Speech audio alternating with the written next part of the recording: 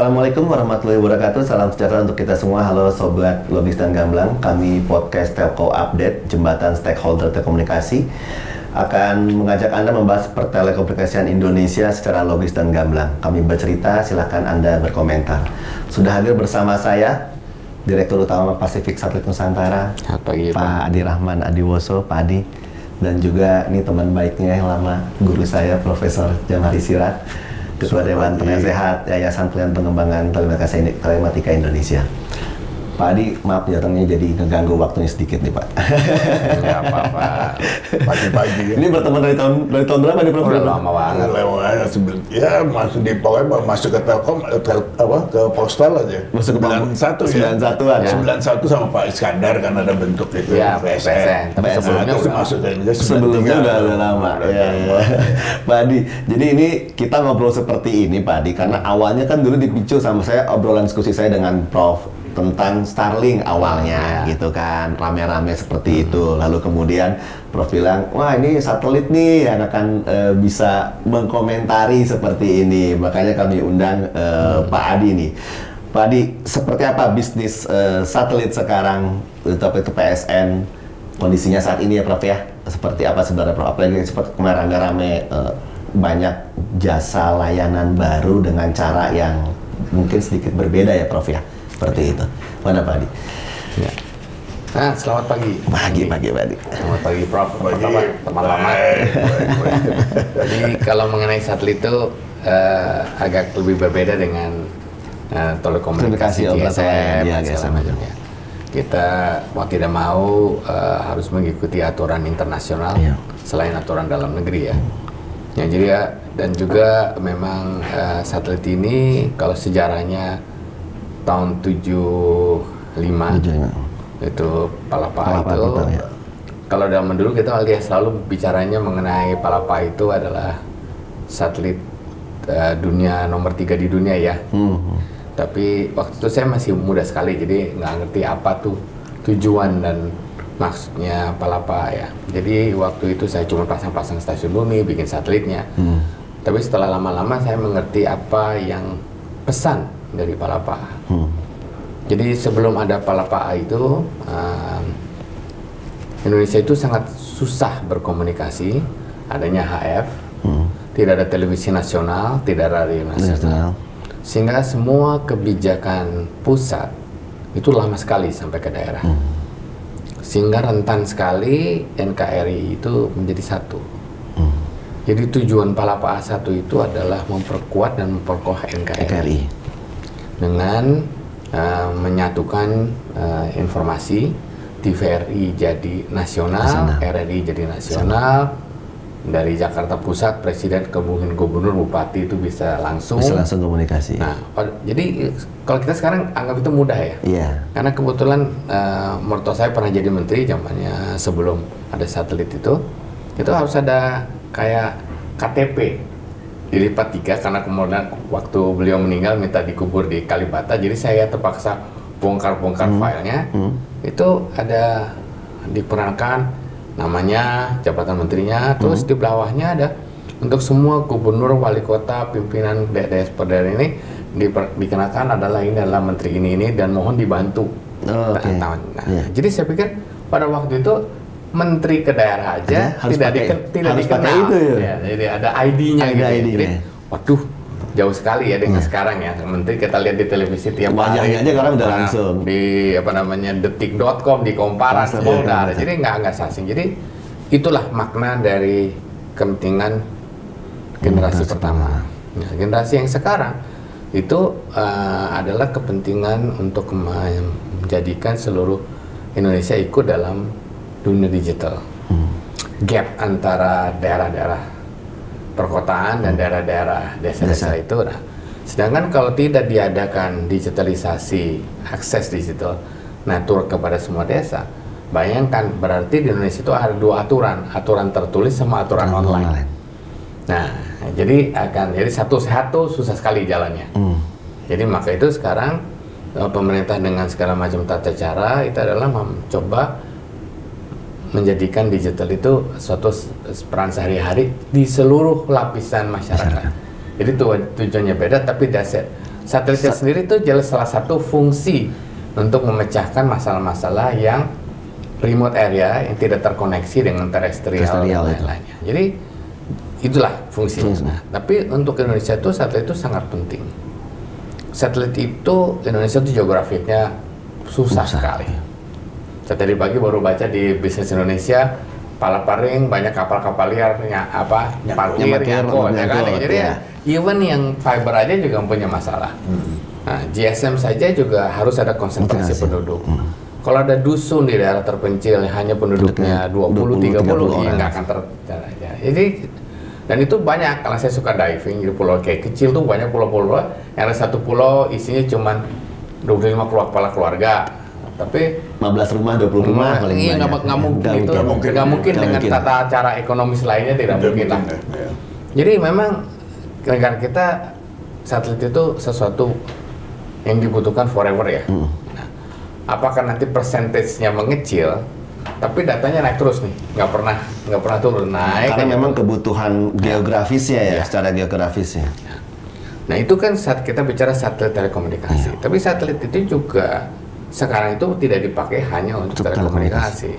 Satelit ada mengenai Earth observation ya. Jadi keahlian satelit itu untuk melihat, menjaga domain awareness di maritim, di udara, di terestrial, mineral dan segala macam. Jadi itu adalah bagian dari hidup kita ke depan, gitu ya. Nah, jadi kalau dari segi operasi itu sebetulnya kepentingan satelit ada di Indonesia dan dipertahankan di Indonesia itu bukan karena saya perusahaan satelit, itu harus. Jadi segala macam satelit asing itu juga harus memperhatikan, pemerintah harus memperhatikan kepentingan strategi satelit itu apa. It's not a business alone. It's a strategic position dari Indonesia yang segitu besarnya. Jadi kemudian ini jadi kalau seperti Starlink, satelit-satelit asing lainnya itu menurut saya ada batasan-batasan tertentu yang harus dipegang oleh pemerintah Indonesia. Batas-batas tertentu adalah semua data harus terkontrol di Indonesia yang termasuk strategik, tactical, critical dan segala macam. Itu harus. Jadi nggak cuma hanya soal telekomunikasi, soal cepat kita berhubungan ke luar gitu Pak ya. Tapi it's about national security dan strategi. Maka itu sekarang itu masalah Starlink itu banyak sekali menjadi masalah, bukan hanya Starlink ya. Ada Kuipers, ada OneWeb, ada Global segala macam. Ada lagi dengan Intersatellite Link. Jadi semua data kita dibawa dulu kemana, baru ditarik lagi ke fiber kepada itu. Jadi kita tidak punya supremitas terhadap even our data. Nah, itu menurut kami, apakah itu karena satelit memudahkan itu terjadi? Mungkin sistem lain juga bisa. Tapi jadi harus ada pandangan-pandangan tertentu bahwa akses terhadap data, terutama data ya. Satelit itu cuma transmisi saja ya. Transmisinya. Tapi dimanfaatkan untuk apanya itu? Untuk apa? Jadi itu yang kita sekarang, Amerika saja mau memban TikTok karena akses, kemungkinan Cina mengakses data Amerika. Sampai dipanggil parlemen ya. Dan itu data itu belum tentu data pemerintah. Data swasta, pribadi orang biasa kayak saya, rakyat biasa. Jadi juga kemudian masyarakatnya berubahnya jadi bagaimana, influence-nya bagaimana. Sekarang kan di Indonesia banyak sekali influencer yang hidupnya dari sini. Saya juga baru tahu ada Shopee Live dan segala macam ya. Dan itu bisnis baru, Pak. Bisnis baru kan. Nah, jadi menurut saya tuh ini the next gen itu betul-betul manfaatnya itu betul-betul. Jadi segala macam tren. Saya sekarang aja pakai Spotify, langsung tahu lagu-lagu apa yang saya mau. Nah, cucu saya main channel di WeChat. Bikin apa langsung bisa, dia langsung dikejar yang dia punya interest. Bayangkan itu data itu dipegang oleh orang asing dan kita di drive masyarakatnya itu maju di sana. Itu jadi itu yang kita concern terhadap itu. Jadi kemudian mengenai satelit itu yang kita sekarang ributkan itu kemarin itu dengan TNI diwakili AU, Kemlu dan BRIN dan juga Kominfo ya, mengenai namanya hak kedaulatan, bukan kedaulatan ya, Hak. Sovereign right, Ya. bukan sovereignty. Sovereign right. Bukan. Space itu sovereign right, Ya. bukan sovereignty. Hak kedaulatan tapi bukan kedaulatan. Kalau kedaulatan kita mati pun nggak apa-apa, tapi hak kita sebagai negara berdaulat mempunyai hak-hak tertentu. Ya. Nah, dengan ancaman globalisasi satelit itu sendiri, mulailah terjadi incursion yang tidak diinginkan oleh negara-negara. Seperti di Ukraine, waktu Juni tahun 2022, Starlink mereka mau masukkan, Elon Musk mengatakan tidak boleh di Rusia karena saya tidak membesarkan. Sedangkan Starlink sekarang itu dijual di Dubai, dipakai di Yemen, dipakai di Sudan Selatan, dipakai di mana-mana, bisa masuk Iran. Nah, keluarlah dari WARC 2023 concern itu.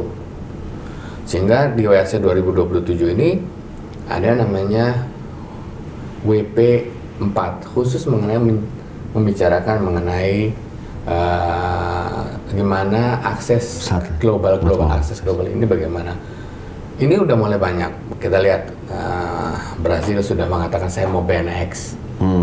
Saya akan megang Brazil Starlink sebagai hostage di Brazil. Cina sudah mengatakan statement bahwa anything satellite yang mengganggu kepentingan Cina akan ditembak. Jadi itu udah mulai kelihatan sekali bahwa kebebasan ini yang dulu tahun 70-an it's a gentleman conduct. Siapa yang butuh satelit, butuh frekuensi dikasih. Tahun 90 ada businessman Amerika yang pergi ke Tonga, filing ratusan satelit, jual beli slot. Jadi gentleman conduct akhirnya dijadikan suatu bisnis. Akhirnya ITU harus menata kembali, harus bayar, tadinya free ya kan. Jadi kemudian sekarang low Earth orbit satelit itu mau ribuan. Di dalam studi itu ada namanya critical point, di mana kalau satelit low Earth orbit sampai 40.000 itu akan tabrakannya ketinggian. Nah, tinggal diberi sehingga itu tipping point di mana kalau tidak diatur nggak ada yang bisa pakai. It doesn't matter siapapun nggak bisa pakai. Itu studi ITU sendiri. Jadi mau tidak mau akan terjadi clamping terhadap jumlah. Tidak bisa dipakai satelitnya kalau begitu 40.000. Kalau 40.000 setelah itu jadi jumlah debrisnya sama jumlah ini injection itu udah nggak bisa. Udah so congested, ada physical congestion sama frequency congestion, sehingga throughputnya akan turun habis, malah nggak bisa dipakai apa-apa. Nah, itu studinya ITU. Jadi di sini mulai clamping. Nah, kita di Indonesia harus mengatakan, hey, kita harus masuk sebelum di clamping dong. Iya, betul. Nah, kalau di clamping kita berantakan kan gitu. Nah, jadi kemarin itu PSN filing 13.440 satelit. Ekotoria. Jadi kita mematakan bahwa, hey, kita harus punya hak kedaulatan, sovereign right, untuk memfile itu. Nah, di 2027 ini akan mulai, kalau itu miss 2027, ruang angkasa berantakan. Karena, nah itu nggak pakai aturan. Nggak ada aturan.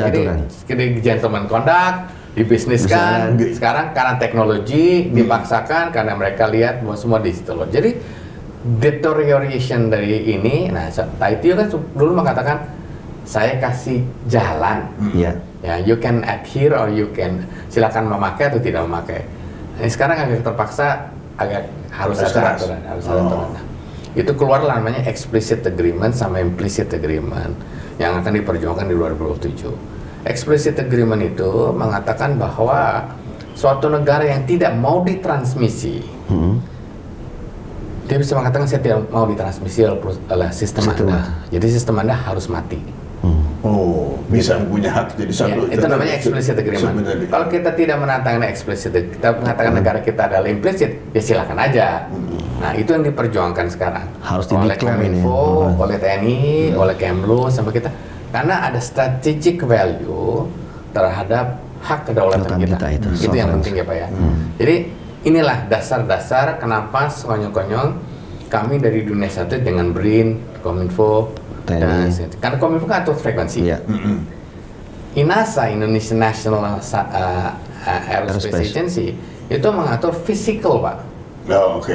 Nah, tabrakan dan segala macam, Debrisnya segala macam. ngambil alih satelit yang sudah diluncurkan dan segala macam. Jadi quite kompleks masalahnya.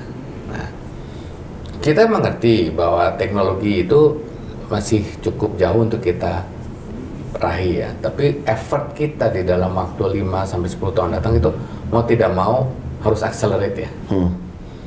Kalau kita tidak punya kemampuan akses ke space, tidak punya kemampuan membangun satelit sendiri, will be in trouble. Nah, jadi dan kita kemarin tahun 2023 itu Starlink itu meminta di WRC itu untuk mengurangi masalah interference. Kan mereka harus matikan 5+5 degree dari utara selatan untuk ngejagain GSO-nya. Nah, mereka minta dikurangin. Nah, kalau dihitung satu persatu tuh nggak apa-apa. Tapi kalau dihitung dari ribuan satelit itu, kapasitas satelit GSO itu akan turun 20%. Nah, hal-hal seperti ini menjadi pertanyaan teknis betul gitu kan. Kalau saya rasa bahwa Indonesia sebagai GSO turun karena masalah karena noise level, karena noise levelnya itu diakibatkan oleh Leo itu ya, Leo itu. Walaupun dia minta dari 5 derajat jadi 4 derajat, itu noise level kalau satu aja nggak masalah.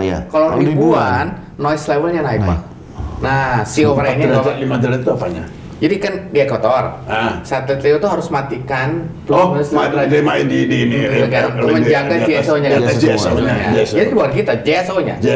Nah, kalau dia minta sekarang turunkan dari 5 derajat ke 4 derajat, itu noise levelnya agregat naik 20%, naik sehingga kapasitas GSO-nya turun 20%. Buat buat Indonesia di seluruh GSO seluruh dunia. Karena noise levelnya si overnya N-nya naik kan, Pak. Ya kan, jadi throughput kita berkurang. Nah, itu akhirnya batal. Mereka mencoba mengganti artikel 22. Jadi memang kita sebagai suatu negara, terutama di ekuatorial, kita mungkin belum punya pemikiran bermain global. Tapi kita sangat harus memperhatikan kepentingan ekuatorial kita. Gitu. Karena kita dengan 100-120 satelit Leo, kita bisa mengcover seluruh kepentingan Indonesia. Apakah itu Earth observation, apakah itu GPS, apakah itu air traffic management, maritime management, itu cukup di ekuatorial plus minus 20 degree latitude utara selatan. Nah, ternyata waktu kita filing itu ada 600.000 filing untuk di atas ekuator. 600.000 kita filing di situ ada 100.000. Padahal sustainability planet kita itu hanya 40.000. Jadi maaf ya, ini mungkin baru ya, jadi baru ya. Nah, tapi itu perlu diperhatikan ya. Jadi di sini masalah global player, Leo player itu kita harus perhatikan betul-betul. Apakah dia bisnis, apakah dia strategic value kita, apakah segala macam. Nah, untuk saya itu, jadi kenapa kita di PSN itu memperjuangkan beyond telekom satellite, karena kita melihat hal-hal yang sangat strategik. Dan kita kebetulan bicara banyak dengan adanya keinginan TNI Angkatan Udara buat satuan antariksa. Dan kemudian BRIN dan kemudian Kominfo sebagai frekuensi dan juga Kemlu yang harus melobi keluar, kita akhirnya sering ketemu. Nah, jadi untuk semua menyiapkan 2020 ini series stuff, benar-benar sangat serius, bukan sesuatu yang bisa diabaikan. Ternyata masalah ini nggak banyak yang tahu. Iya, Pak. Kita masih tahunya ngomongin bisnis ya, Pak ya. Secara bisnis. Jadi semuanya hanya melihat ini money making, is not. Ini kalau enggak kita berhenti ya. Kita seperti kita tidak sekarang menandatangani Non-Proliferation Act dengan atomic bomb. Waktu kita tanda tangan, kita tidak boleh punya saintis yang mengetahui tata cara bikin bom atom. Bukan bikin, mengetahui aja kesana aja, mencoba aja nggak boleh. Nggak boleh, iya. Gitu, Pak. Jadi sekarang Apa kita mau menandatangani ini, ya kan? No, kita nggak boleh. Bukan saya mengatakan kita mau bikin bom atom, bukan ya. Tapi itu mengurangi kemampuan saintis kita untuk mempelajari hal-hal tersebut. Nah sekarang kita lihat aja, negara yang berkuasa menguasai dua hal, atomic weapon sama space. Nah kita sebagai negara terlima atau economic powerful nomor 5, we cannot punya atomic weapon. Tapi kita jangan sampai kita tidak punya akses dan kemampuan ke space. Itu bakalan ada itu tadi ide melarang itu tadi. Kalau implicit sama explicit agreement tidak ditembus di 2027, semuanya akan transfer semuanya. Semua akan jadi masuk bebas. Dan itu akan terjadi hegemoni Amerika Serikat sama Eropa, titik aja. North America sama Eropa. Nah, Cina bikin sendiri sekarang at the cost of a government. Karena dia melihat itu strategic issue. Makanya biaya dari pemerintah. Jadi mereka bikin juga saingannya Starlink. Nah, jadi itu yang mereka dan sekarang itu kita lihat sekarang bagaimana GPS itu dipermainkan dengan mudahnya sejak peperangan Ukraine, peperangan di Middle East ya. Jadi GPS itu ada dua ya, commercial side sama precision positioning ya. Nah, semua peralatan perang kita itu on the commercial side, tidak dikasih precision positioning. Oke, understand now. Ya. Sekarang kita lihat semua hal ini harus dimasukkan ke dalam suatu policy antariksa Indonesia 2025. Nah, termasuk di sini sekarang kita kembali lagi ke dunia telekomunikasi. Apa itu kapasitas nasional? Karena ada pembicaraan-pembicaraan mengenai apa sih itu kapasitas nasional. Gampang saja saya bicara sama Dirjen Kuathan ya. Bahwa kapasitas dalam Undang-Undang 20 keadaan darurat, semua aset nasional itu atas keputusan Menteri Pertahanan bisa dinasionalisasikan, dipergunakan.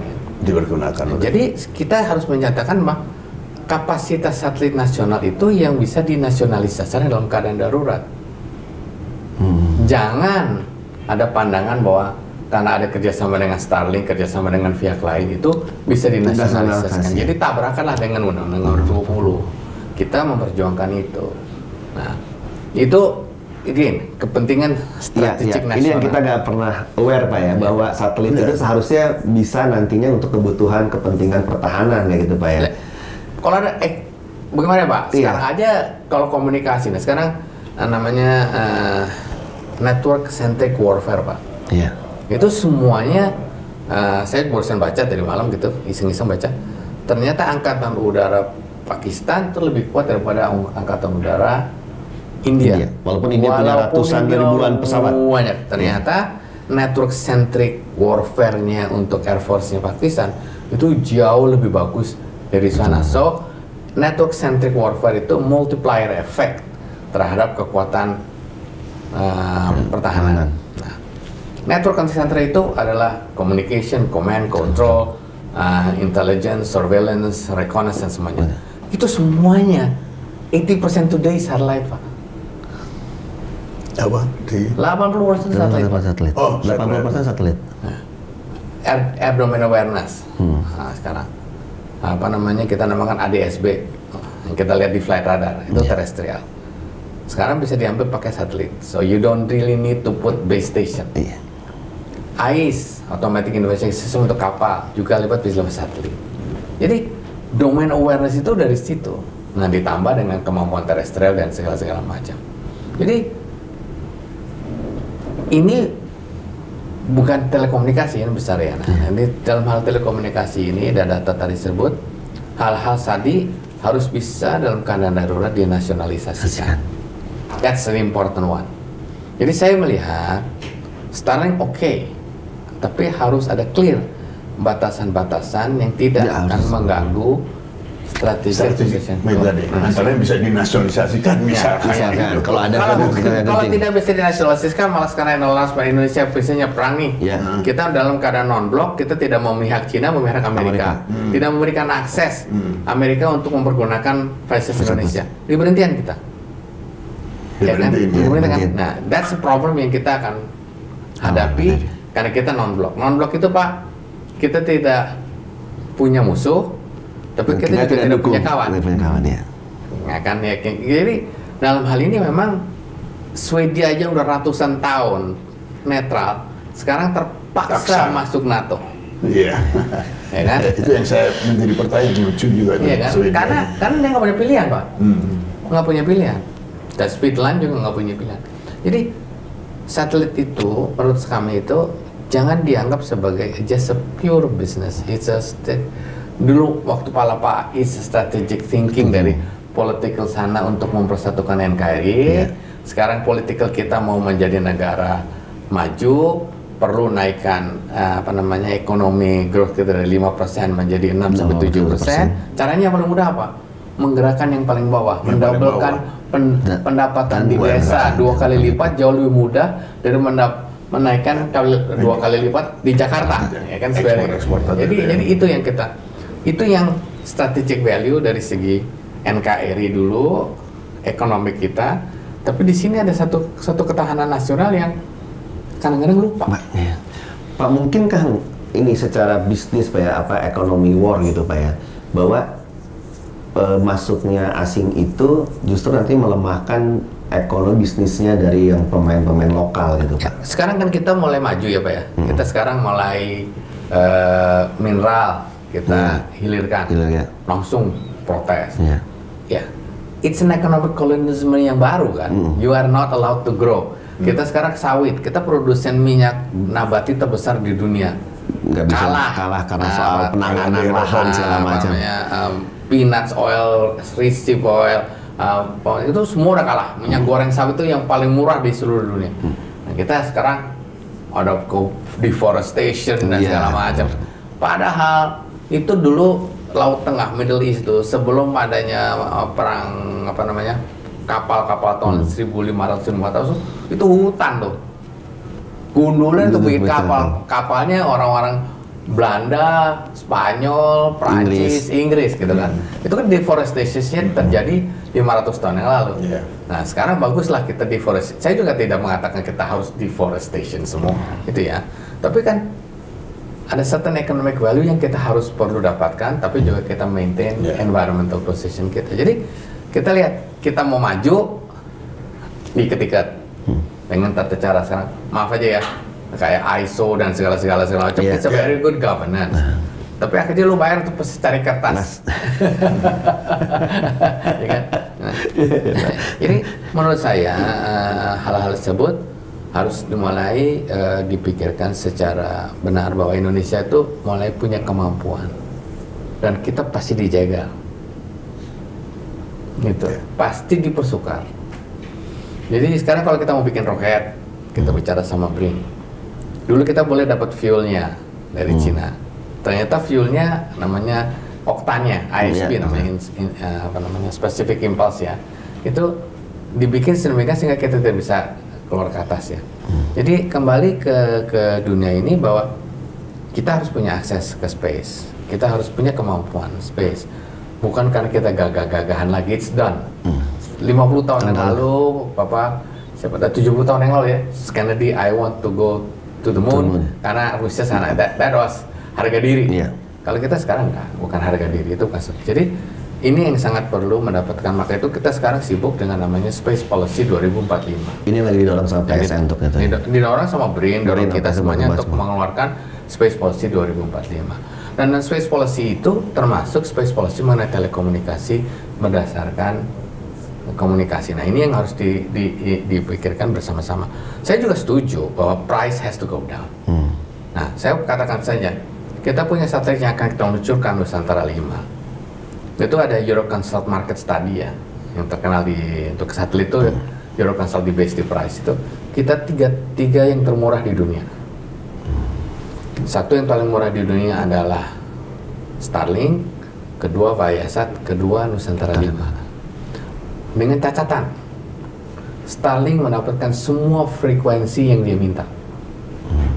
Kan di Amerika akhirnya dia tidak dapat yang 2 GHz, jadi dia cost-nya naik.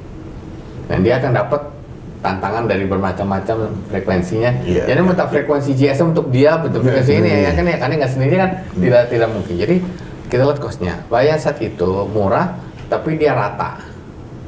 Kita murah konsentrasi di ASEAN.